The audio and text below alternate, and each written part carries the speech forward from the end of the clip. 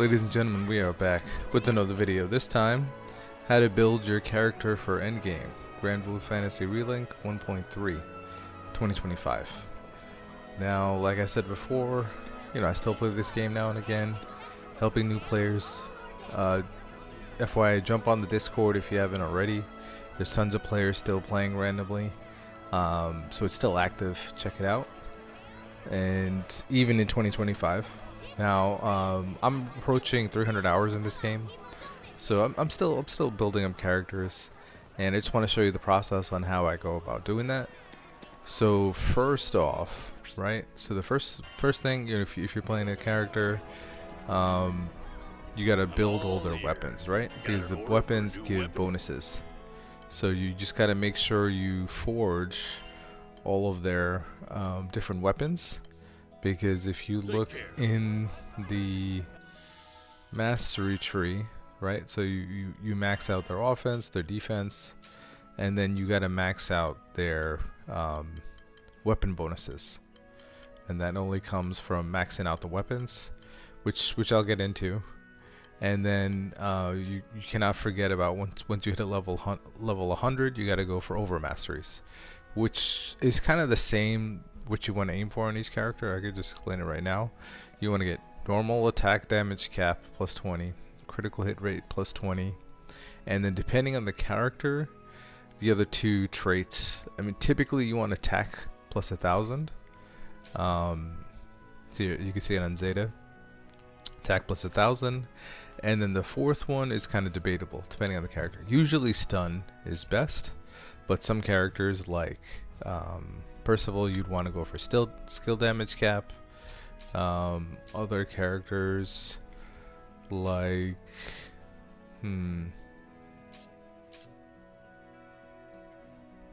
yeah, no, that's really all I see. It's just really stun power or skill damage cap up. Those are really the only two that are really viable for endgame. So it's really literally across the board, every character. Critical rate up 20, attack power 1,000, normal attack damage cap up 20%, and then either skill damage cap up 20% or stun power. Alright, that's just across the board, every character. So then once you forge all the weapons and you build up all the masteries, so then what do? The next thing, I mean, besides Sigils, which we'll get into in a second, but the next thing you want to do, good day. Actually, let me just touch on levels really quick. If you're having some difficulty grinding levels, a good way to do it is Slimepede. So you just pick a character with ranged attacks, and you just go ham. I mean, Toyen, if you're able to unlock her, destroys this level. So then that'll give you money, and then okay, yeah, if you want to level up your own character, yeah, you got to use that character. But I just used Toyen as an example to quickly clear the level if you wanted some money quickly. But yeah, Slimepede is a great way to get levels. Otherwise, getting a level 100 shouldn't be like the hardest thing for you to do in this game. The next thing you should aim for is, let's just get down to the quest here, Proto-Bahamut. So the reason for that is because you want to drop the Terminus weapon for your character. Now, Toyen, Seofen, and Sandy don't work that way because they get their ultimate weapons just like normally. They don't have to go through this grind, but for every other character, you gotta fight Proto-Bahamut and hope he drops you your Terminus weapon. I don't remember the chance exactly. It's something really low, like 0.2%. I don't know the number off the top of my head exactly, but it's a random chance. You don't even know if you're getting the character you're playing's weapon, but that's just how this game rolls. So good luck with that. You're gonna be playing this level a lot. Like I said, check out the Discord. There's probably some other people running this level, and even in the end game characters who got all their Terminus weapons, they're probably farming for Horns of a Bahamut, because you need this to fully awaken your Terminus weapon. So let's say you got your levels, you got your Terminus weapon. What's next? So you got the Sigil grind, and you got the weapon awakening guide. So let's just go over the weapon awakening really quick before I touch on Sigils, the absolute end game grind.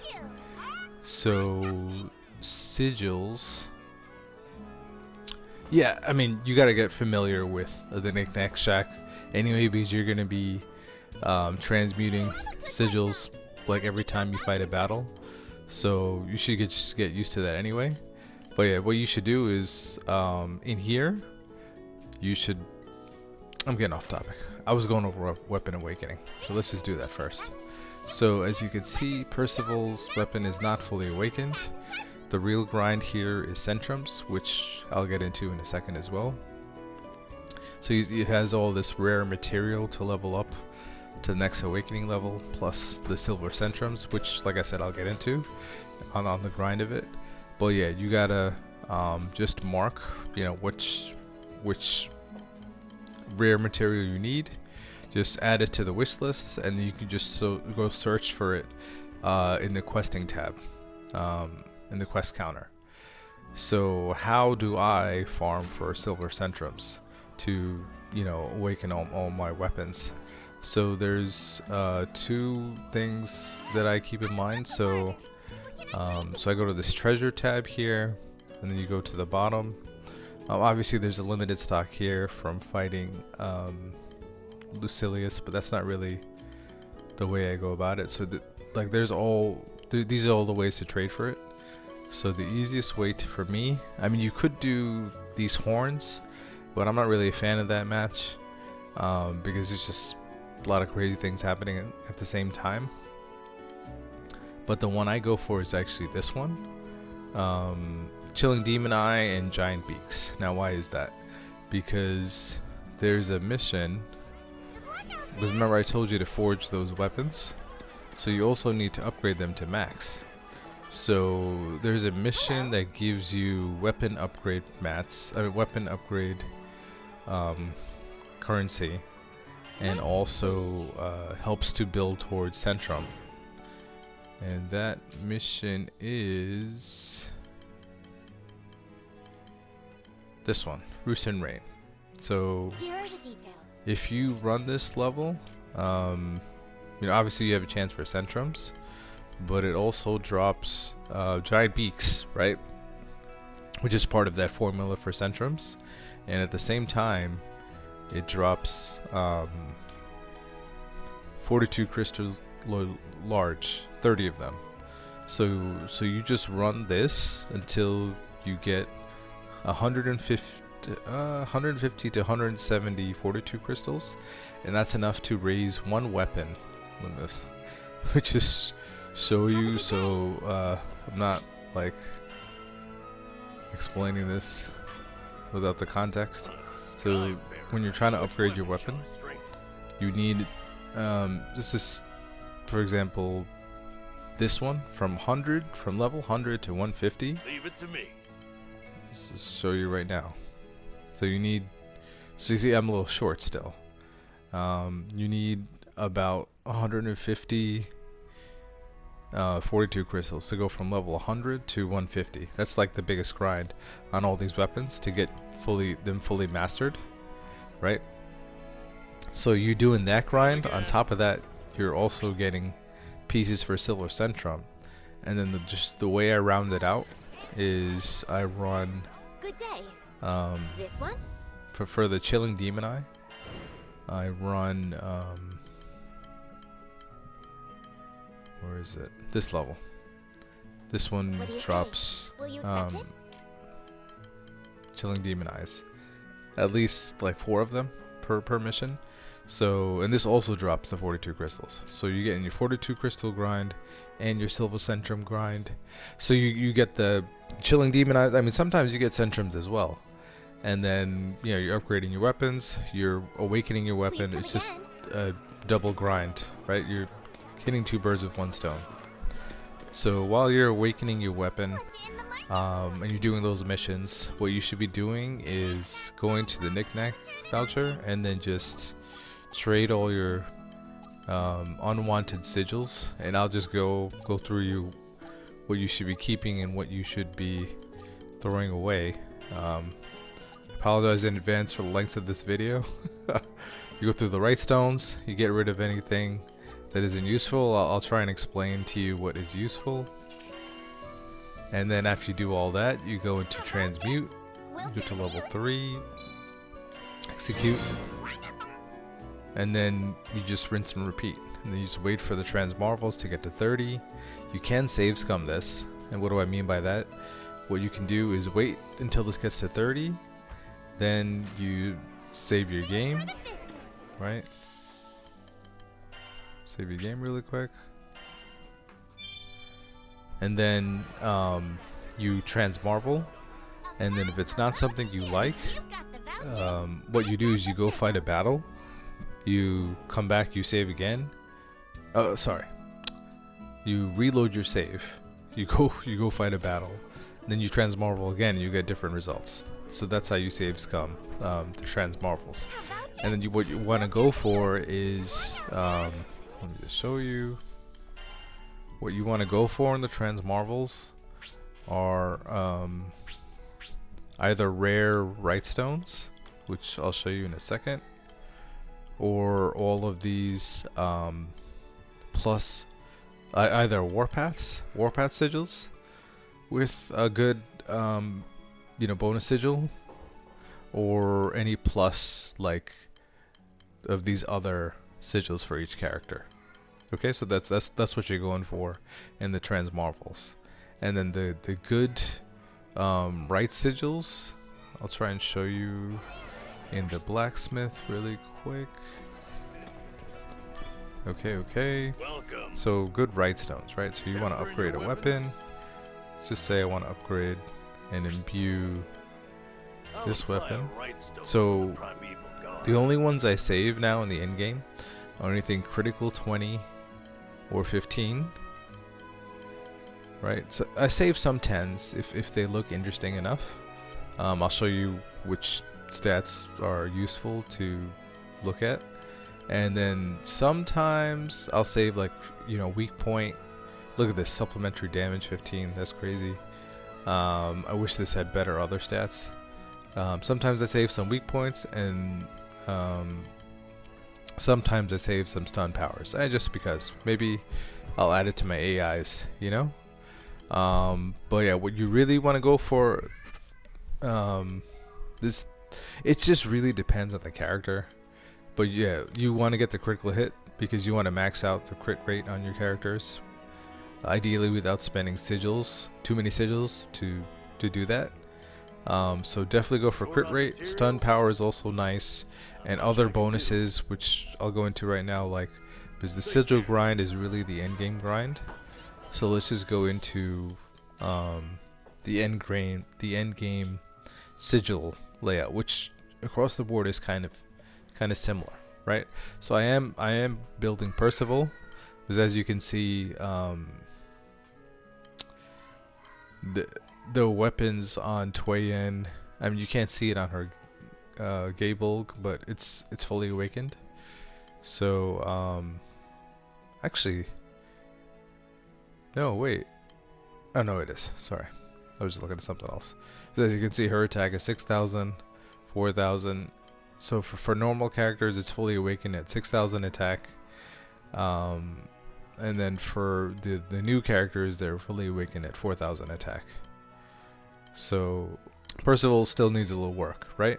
But I have this whole kind of like loadout for him saved with his skills and also the gear, right? So the gear across every character, I'm telling you, every character, it works like this.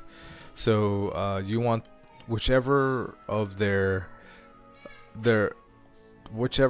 awakenings are useful. So that's kind of like on a per character basis. It's not across the board, which awakenings are good. You kind of have to pick it. You have to kind of see which are applicable on each character. But Warpath is generally good on 99% of the characters because it gives you extra damage for free, basically if you meet their conditions. So Awakening, Sigils, Warpath, then War Elemental Plus, which drops from Behemoth, Berserker Echo Plus, which drops from the boss raids. These are essential on every character. War Elemental gives you basically it gives you so you know there's elements in this game.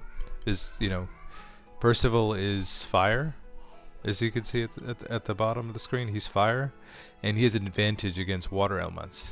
What War Elemental does, it gives you advantage against every character, no matter the element of your character. So this is a must-have. Berserker Echo is just free damage. This is like another form of supplementary damage. Excuse me. Boost chance of triggering supplementary damage, and this is in addition to other damage. And this is 100% chance when attack is 25,000 or more, which I'm not meeting at this time. That is unfortunate. I just realized I'm not even meeting the requirements.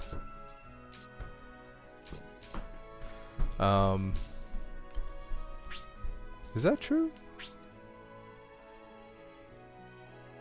When attack is 25,000 or more.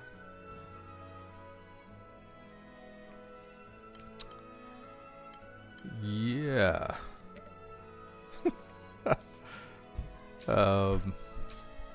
So, attack is that weapon sign below her health. So are my characters not able to proc Berserker Echo? That is something I gotta fix on these builds, because I had Twain on this Berserker Echo for forever. Yeah. I just realized something myself while I'm doing this build video. So I guess only pop this on after you hit 25,000 attack or more. Wow. You learn something every day. Anyway, moving on. This is good once you meet these requirements. Wow. I mean, this has the guts on it, so I'm going to keep it, but geez. And then you have your damage cap boosting sigils, which you need 4 of. So right now I'm using Percival sigils, not Percival's, Lucilius sigils, because they give you a little more damage. Where is it? So yeah, you need damage cap plus 65, which I'm not there yet on this character.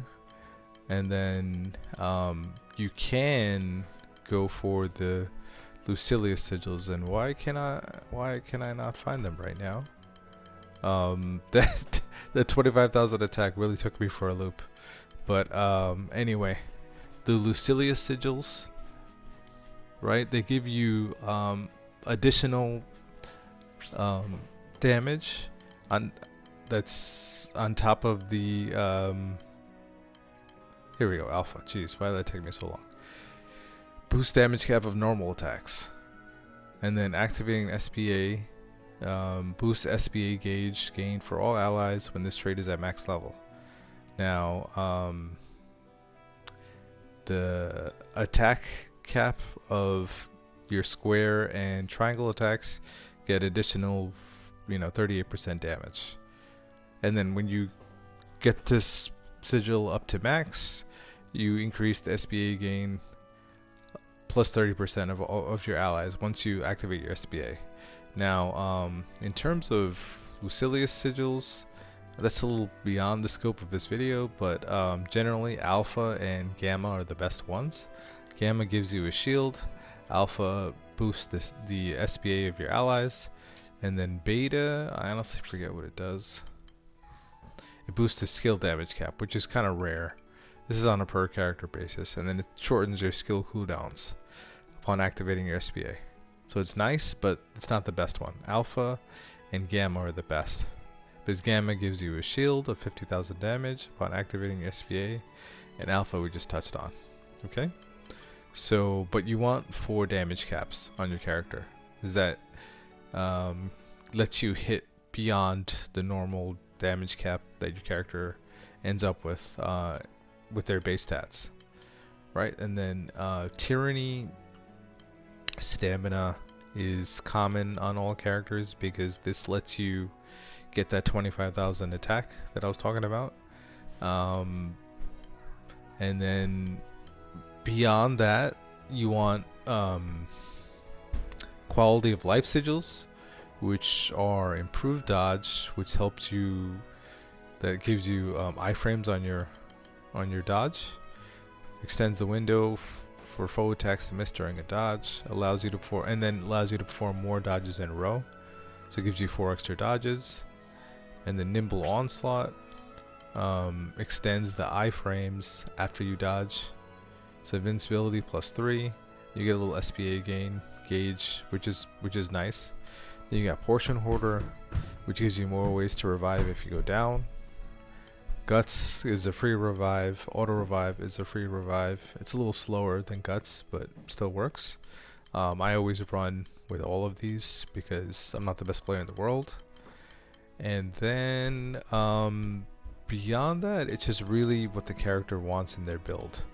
You know, Percival, for example, he wants skill cooldown reduction, charge attack reduction, which quick charge provides, and then a little extra damage. So you have 1 or 2 sigils to play with, depending on the character, that's unique to their build.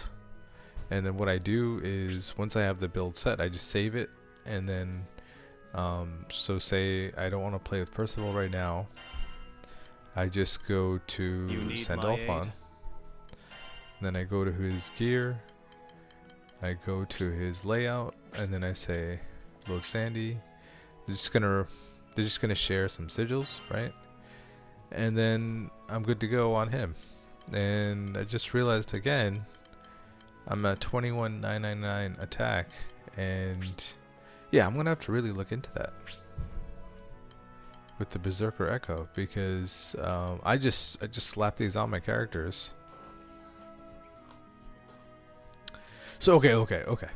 So there is this. It says boost chance of triggering supplementary damage, and it says you have a 0% chance when your attack is 20,000. Okay, so you had 100% chance when you're at 25,000 attack.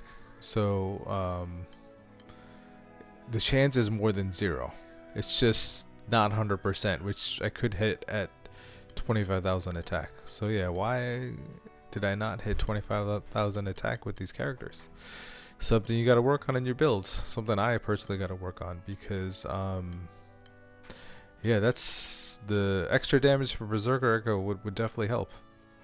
Yeah, keep that in mind, fellas. Anyway, that is basically it. I mean, I can do another quick video on how to build the AI, but that is basically what you go for. I touched on the Wrightstones, I touched on the Sigils, I touched on okay, I didn't touch on the quests. So the quests, right?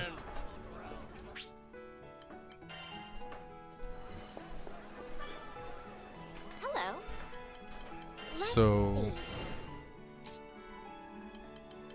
So yeah, depending on which mats you need. So the way you do that is you search by treasure, right? And then you just I need Chilling Demon Eyes, and then it just tells you which quests have dropped that material, right? And then beyond that, the Proud quests you're going to end up grinding in the end game are I mentioned Proto Bahamut. You're going to be doing a lot of Piet for his materials. Behemoth drops the War Elementals. Lucilius drops his unique sigils, at least materials to craft it. And then these are the 2 boss rushes: Pageant of Might and Magic which has 4 enemies in there. Is it 4? 1, 2, I don't know. It seems like 4 rounds of enemies. Same with Zabba's volunteers. 4 to 5 rounds of enemies. And then you clear those. You definitely need some help to check the discords, like I said. You clear these to get the Berserker Echoes. There is another one called Spartan Echo that drops, but that one, the build requirements for that are really strange. And then the other 2 are just for bragging rights. So yeah, that is the Granblue Relink Endgame. If you have any questions, let me know. If this video helped you out, let me know. I'm planning to make at least an AI guide build, AI build guide video, and maybe another one. Alright guys, I'll see you guys in the next video. Take care.